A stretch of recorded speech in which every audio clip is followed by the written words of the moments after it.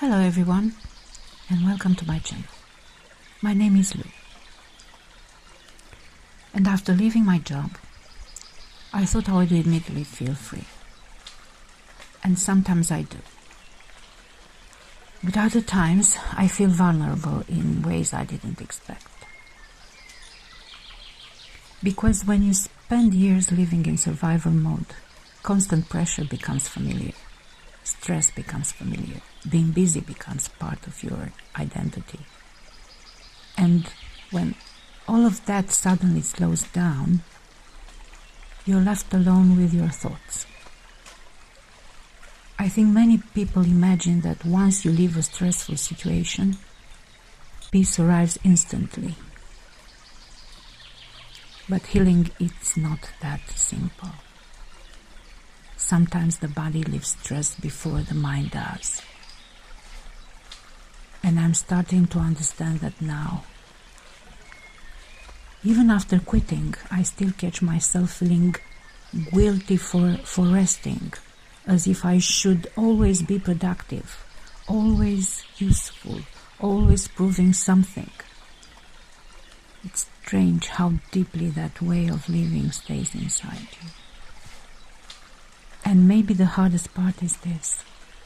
A part of me still wants to stay on top of the game. Still wants to feel capable, relevant, strong, especially at this age. Because society quietly tells you something after 60, that we should become smaller, slower, invisible. But inside, I don't feel invisible. I still want to grow, to create something meaningful, to feel mentally alive. At the same time, that's fear. Fear of uncertainty, fear of losing direction, fear of becoming isolated. And sometimes anxiety appears quietly. Not dramatic panic, just a heavy feeling in the chest. Restless thoughts at night, too many questions without answers. I learned that mental health struggles don't always look obvious. Sometimes they look like exhaustion, like overthinking, like smiling while feeling emotionally drained. And I think many women became experts in hiding this, especially women who spend years taking care of everyone else. Lately I've been trying to approach myself differently. Not with pressure, not with criticism, but with patience. And honestly, that's not easy for me. I'm learning to stay mentally healthy after 60. It's not about pretending to be positive all the time. It's about paying attention to yourself, about noticing when you need rest, when you need silence, when you need connection, when you need to stop pushing yourself too hard.